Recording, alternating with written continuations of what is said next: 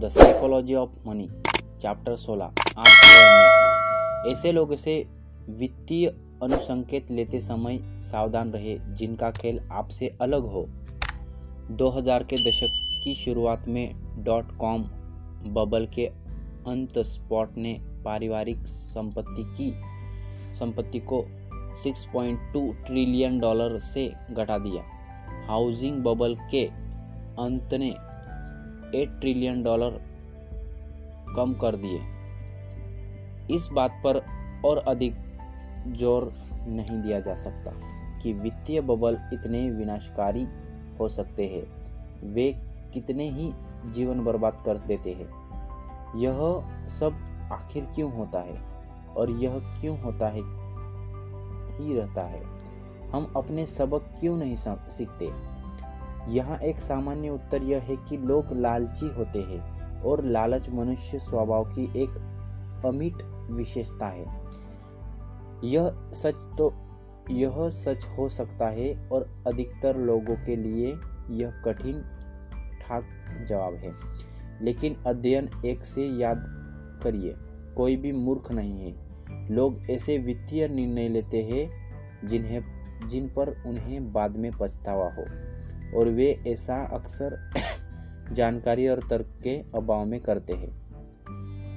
लेकिन जब वे निर्णय लिए गए तब वे उनके लिए मायने रखते थे। बबल का दोष लालच पर मड़ वही रुक जाने से हम यह सबक सीखने से चूक जाते हैं कि पक्ष दृष्टि में जो निर्णय लालची नजर आते हैं, लोग उन्हें क्यों और कैसे तर्कसंगत ठहराते हैं। बबल से सीख लेना कठिन इसलिए है क्योंकि वे कैंसर की तरह नहीं होते, जहां बायोप्सी से हमें साफ चेतावनी और डायग्नोसिस मिल जाए। वे किसी राजनीतिक पार्टी के उत्थान और पतन की तरह अधिक होते हैं, जहां पक्ष दृष्टि में परिणाम तो साफ होता है, लेकिन कारण और दोष पर कभी असहमति नहीं होती। निवेश प्रतिफल के लिए प्रतिस्पर्धा भीषण है और किसी को हर समय पर हर संपत्ति का स्वामित्व चाहिए, जिसका मतलब यह है कि बबल की धारणा ही हमेशा विवादास्पद रहेगी, क्योंकि कोई भी यह नहीं सोचना चाहता कि वे अधिमूल्यांक संपत्ति के मालिक है। पक्ष दृष्टि में सबक सीखने के बजाय हम संभवतः निंदा करने के लिए उंगलियां उठाते हैं। मुझे नहीं लगता कि हम कभी भी पूरी तरह से स्पष्ट कर पाएंगे कि बबल आखिर होते क्यों हैं। यह पूछने जैसा है कि युद्ध क्यों होते हैं। इसके लगभग हमेशा ही कई कारण होते हैं, इनमें से कई परस्पर विरोधी और सभी विवादास्पद। यह बहुत ही जटिल विषय है जिसके सरल उत्तर नहीं है, लेकिन मैं उनके होने का एक ऐसा कारण सामने रखना चाहूँगा जो अनदेखा भी नहीं रह जाता है और व्यक्तिगत रूप से आप पर भी लागू होता है। निवेशक अक्सर निर्दोष रूप से दूसरे निवेशकों से अनुसंकेत ले लेते हैं जो उनसे बिल्कुल अलग खेल रहे हो। वित्त में एक ऐसी अवधारणा है जो निर्दोष प्रतीत होती है, लेकिन जिनसे बेहिसाब विनाश किया है। वह धारणा यह है कि एक ऐसे संसार में जहां निवेशकों के लक्ष्य और समय परिधि अलग अलग है, संपत्ति का एकमात्र तर्कसंगत मूल्य होता है। अपने आप से पूछिए, आज आपको गूगल स्टॉक के लिए कितना मूल्य चुकाना चाहिए? उत्तर इस पर निर्भर करता है आप कौन हैं। क्या आपके पास 30 वर्ष की समय परिधि है? तो उचित दाम जानने के लिए अलग 30 वर्ष तक गूगल के नकदी आयजन्य निवेश का गहन निवेशन करना होगा। क्या आप 10 वर्ष में नकद वापस निकालने का सोच रहे हैं? तो सही दाम जानने के लिए अगले दशक में तकनीकी उद्योग की क्षमता का विश्लेषण करना होगा और साथ ही इसका भी गूगल प्रबंधन इस परिकल्पना को निष्पादित कर सके। क्या आप एक वर्ष के भीतर ही बेचने का सोच रहे हैं? तो फिर गूगल के वर्तमान उत्पादक बिक्री चक्र पर ध्यान दीजिए, यह जानने के लिए कि बियर मार्केट होगा कि नहीं।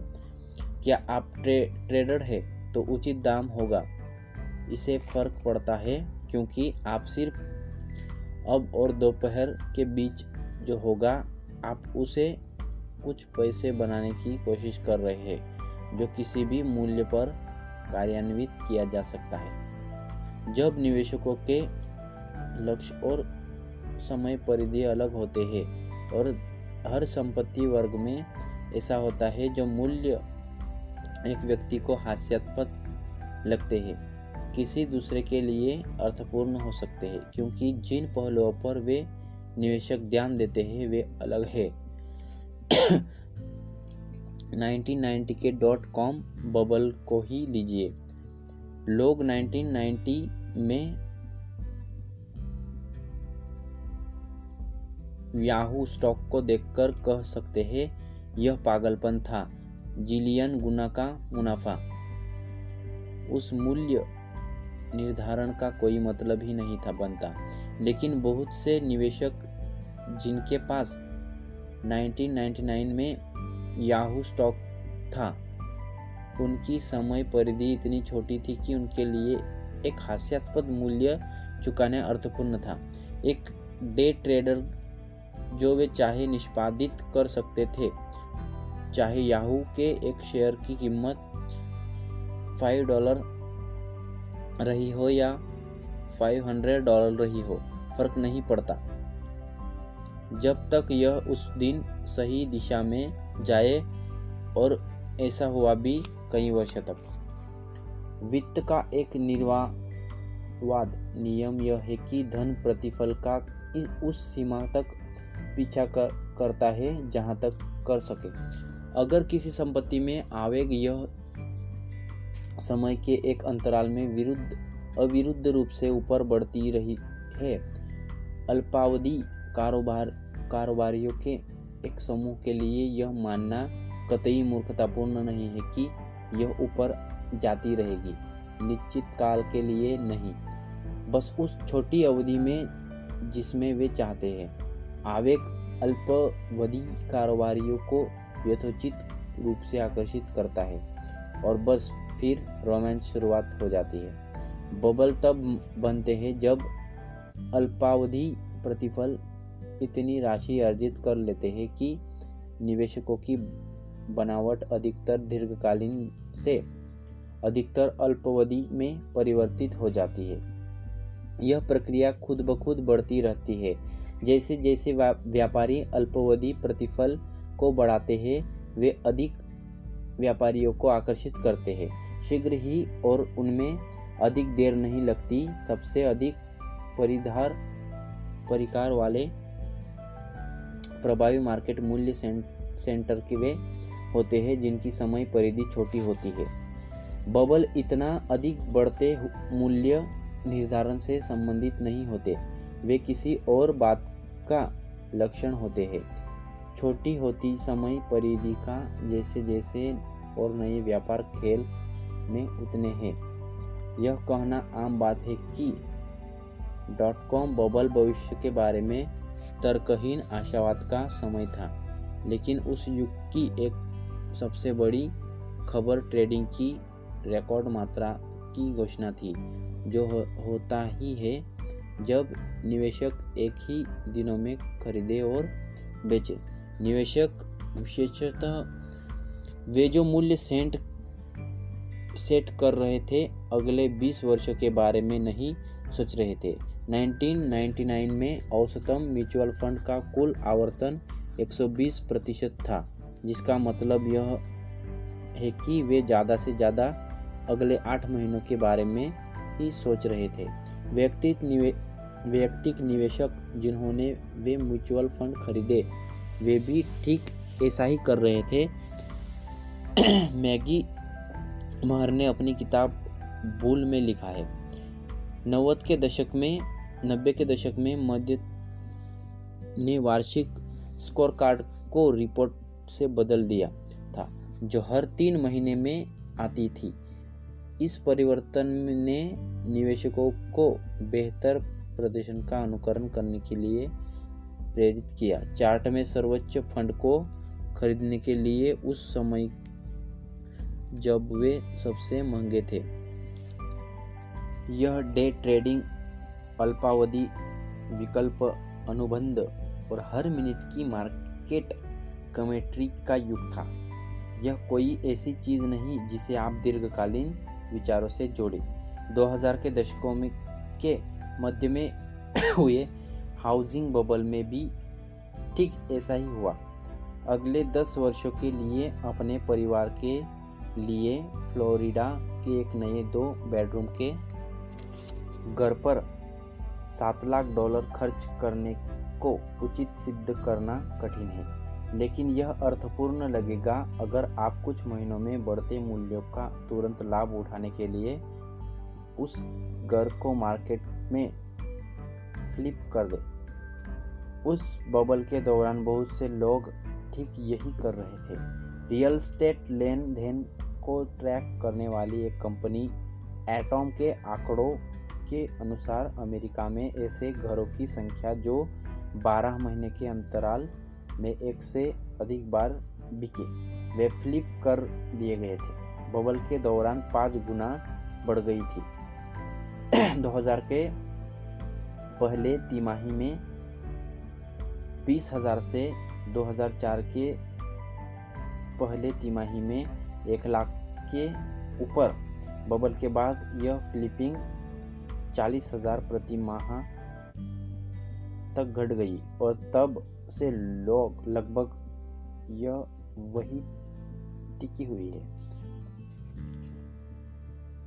क्या आपको लगता है कि फ्लिप करने वाले इन लोगों को दीर्घकालीन मूल्य के किराए के अनुपात की परवाह थी, या फिर मूल्य उन्होंने चुकाए उनके पीछे दीर्घकालीन आय वृद्धि का भरोसा था? बिल्कुल नहीं। उनके खेल में वे आंकड़े मायने नहीं रखते। उनके लिए मायने बस यही रखता है कि घर का मूल्य आने वाले महीनों में बीते महीने से अधिक होगा, और बहुत सालों तक ऐसा हुआ भी। आप उन निवेशकों के बारे में बहुत कुछ कह सकते हैं। आप उन्हें सट्टेबाज बुला सकते हैं, आप उन्हें गैर जिम्मेदार भी कह सकते हैं, आप उन्हें बड़े जोखिम उठाने की तत्परता पर सिर हिलाकर असहमति जता सकते हैं, लेकिन मुझे नहीं लगता कि आप उन सबको तर्कहीन कह सकते हैं। बबल का निर्माण लोगों के दीर्घावधि निवेश में बिना सोचे समझे भागीदारी से इनका संबंध नहीं था। इनका संबंध लोगों के कुछ हद तक तर्कसंगत रूप से अल्पावधि ट्रेडिंग और बढ़ने से है, उस आवेग का लाभ उठाने के लिए जो खुद ब खुद बढ़ रहा हो। आप लोगों से क्या करने की अपेक्षा करते हैं जब आवेग एक बड़ा अल्पावधि प्रतिफल देने की क्षमता को उत्पन्न कर देता है? बैठकर धैर्यपूर्वक प्रतीक्षा करना कभी नहीं। दुनिया ऐसे काम करती रहती। लोग हमेशा लाभ के पीछे जाते हैं और अल्पावधि ट्रेडर ऐसे क्षेत्र में काम करते हैं जहां दीर्घकालीन निवेश के नियम, खासकर मूल्य निर्धारण को लेकर, नज़रअंदाज कर दिए जाते हैं, क्योंकि वे इस खेल में मायने नहीं रखते। और यहाँ आकर चीज़ें दिलचस्प हो जाती है, और यहाँ आकर समस्याओं की शुरुआत हो जाती है। बबल तब क्षति पहुंचाते हैं जब दीर्घावधि निवेशक अपने खेल के लिए उन अल्प अवधि निवेशकों से अनुसंकेत लेना शुरू कर देते हैं जो बिल्कुल अलग खेल खेल रहे हैं। सिक्कों का स्टॉक 1990 में 300% बढ़कर $60 प्रति शेयर हो गया। उस मूल्य पर कंपनी का मूल्य $600 बिलियन पर जा पहुंचा, जो अविश्वसनीय है। कुछ ने वाकई सोचा कि यह इस योग्य था। डे ट्रेडर आनंद उठा रहे थे।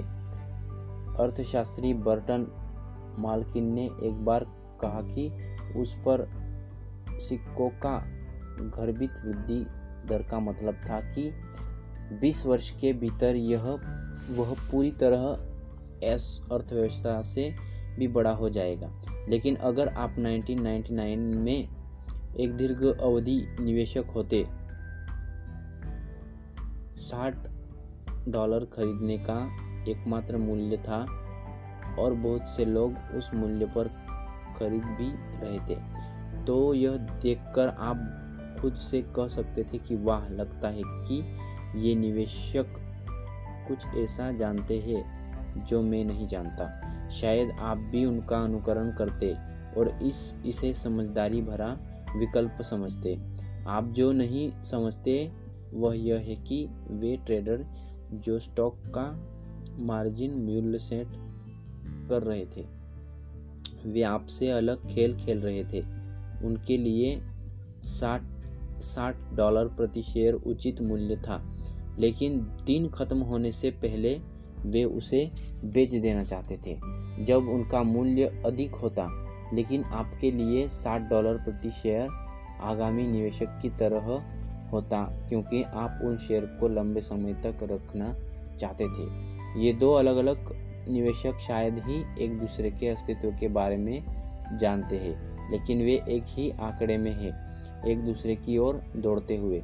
जब उनके रास्ते अंधाधुंध रूप से टकराते हैं, किसी न किसी को चोट पहुंचती है। बहुत से वित्तीय और निवेश निर्णय इस पर भी निर्भर करते हैं कि दूसरे क्या कर रहे हैं, और फिर या उनकी नकल की जाती है या उनके विपरीत किया जाता है। लेकिन जब आप यह नहीं जानते कि कोई व्यक्ति जो कर रहा है वह क्यों कर रहा है, आप नहीं कर सकते कि कितने समय तक वे ऐसा करते रहेंगे। क्या उनकी सोच को बदलेगा, या फिर अगर वे कभी अपना सबक सीखेंगे या नहीं। जब CNBC पर विवरणकार यह कहता है आपको यह स्टॉक खरीदना चाहिए, याद रखिए कि वे नहीं जानते कि आप कौन हैं। आप सिर्फ मजे के लिए ट्रेडिंग करने वाले एक किशोर है, या बुजुर्ग विधवा जिनका बजट सीमित है, एक हैंड फंड मैनेजर जो तिमाही के ख़त्म होने से पहले आप अपने बत्ती खाने को मजबूत करने की कोशिश कर रहा है।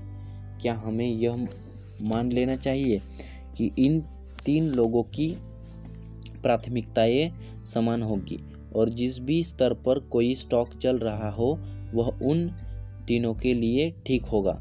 यह मूर्खतापूर्ण है। यह समझना कठिन है कि दूसरे निवेशकों के लक्ष्य हमसे अलग हो सकते हैं, क्योंकि मनोवैज्ञानिक का एक स्थिरक यह समझना है कि तर्कसंगत लोग दुनिया को आपसे अलग दृष्टि से देख सकते हैं। बढ़ते मूल्य सभी निवेशकों को इस प्रकार फुसलाते हैं कि सर्वश्रेष्ठ मार्केट को भी ईर्ष्या हो जाए। वे एक ड्रग्स की तरह है जो मूल्य सचेत निवेशकों को भावुक आदर्शियों में परिवर्तित कर देते हैं, जो अपने से दूसरा खेल खेलने वाले के व्यवहार के कारण अपनी वास्तविकता से दूर हो जाते हैं। दूसरा खेल खेलने वालों से प्रभावित होने के कारण आप जिस तरह से अपना पैसा खर्च करना चाहते हैं वह भी उलट सकता है। इतना अधिक उपभोक्ता खर्च खासकर विकसित देशों में सामाजिक रूप से प्रेरित होता है, सूक्ष्म रूप से उन लोगों से प्रभावित जिनका आप प्रशंसा करते हैं, और इसलिए किया जाता है क्योंकि आप सूक्ष्म रूप से चाहते हैं कि लोग आपकी प्रशंसा करें। हालांकि हम यह देख सकते हैं कि लोग कार, घर, कपड़ों और छुट्टियों पर इतना पैसा खर्च करते हैं, हमें उनके लक्ष्य, परेशानियां और अभिलाषाएं देखने को नहीं मिलती। एक युवा वकील जो किसी प्रतिष्ठा लॉ कंपनी में सहभागी बनना चाहता है, उसे ऐसे बेश में रहना पड़ता है जिसकी मुझे एक लेखक होने के नाते ज़रूरत नहीं पड़ती, क्योंकि मैं स्वेट पैंट पहनकर भी काम कर सकता हूँ। लेकिन जब उसकी खरीदारी मेरे उम्मीदों को ढालने लगती है, मैं आगामी निराशा की राह पर चल पड़ता हूँ, क्योंकि मैं यह पैसा उस करियर बूट्स के बगैर खर्च कर रहा हूँ जो उसे मिल रहा है। हो सकता है कि हमारे अंदाज भी अलग अलग न हो, हम बस अलग खेल खेल रहे हैं। यह समझने के लिए मुझे सालों लग गए। यहाँ पर एक सीख यह है कि धन को लेकर कोई बात इतनी मायने नहीं रखती जितनी आप समय परिधि को समझना और उस लोगों के व्यवहार और आचरण के प्रति प्रभावित न होना जो आपसे अलग खेल खेल रहे हैं। मुख्यतः बात जिसकी मैं संतुष्टि करना चाहूँगा वह यह है कि कुछ भी करके यह पहचानिए कि आप कौन सा खेल खेल रहे हैं। हम में से कुछ लोग जो कहते हैं कि वह आश्चर्यजनक है, हम हर निवेश करने वालों की निवेशक बुलाते हैं, जैसे कि वे बास्केटबॉल खिलाड़ी हो जो समान नियम वाले एक ही खेल खेल रहे हो। जब आप यह समझते हैं कि यह धारणा कितनी गलत है, आप देख पाते हैं कि मात्र अपने खेल को पहचानना कितना महत्वपूर्ण है। मैं अपने खुद के धन को किस प्रकार निवेश करता हूँ, इसका विवरण अध्ययन 20 में है। लेकिन सालों पहले मैंने लिखा था, मैं एक धैर्यवान निवेशक हूँ जो वास्तविक आर्थिक विकास को उत्पन्न करने की संस्कार की योग्यता के प्रति आशावादी हूँ, और मुझे विश्वास है कि अगले 30 सालों में वह विकास मेरे निवेश को लाभ पहुँचाएगा। यह विचित्र सुनाई पड़ सकता है, लेकिन एक बार जब आप अपना मिशन व्यक्त लिख देते हैं, आप समझ पाते हैं कि इससे असंबद्ध सब कुछ इस साल मार्केट ने क्या किया, अगले साल मंदी होगी या नहीं, उस खेल का हिस्सा है जो मैं नहीं खेल रहा हूँ। इसलिए मैं इस पर ध्यान नहीं देता और मुझे इसके बहकावे में आने की भी कोई खतरा नहीं है। आगे चलिए निराशावाद के बारे में बात करते हैं।